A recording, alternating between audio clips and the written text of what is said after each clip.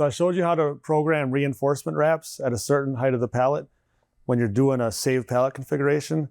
You can also do that on the fly while it's wrapping and just pick a spot. So I'm gonna go to the control panel and show you how we can do that. So we're in program 3 where we saved that reinforcement height, but I wanna go back into program 1 where it wasn't saved. And then when I start the cycle, it's gonna start wrapping. And then I'll tell you when I'm gonna stop for the reinforcement wrap. I'm gonna hit start again. What that's gonna do is it's gonna pause the carriage until I hit start again. So that's where it's gonna do my reinforcement wraps. So here we go.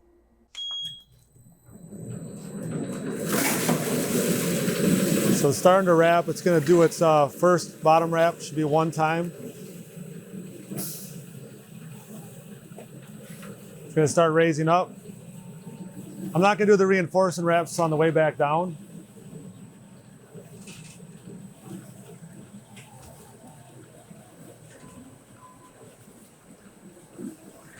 So now the photo eye sees the top of the pallet.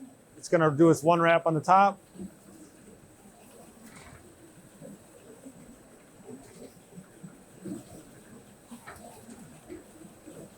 Now it's gonna come back down. And I really wanna reinforce right there. So I hit start, hold it in. So I'm holding it in right now and letting it wrap right there.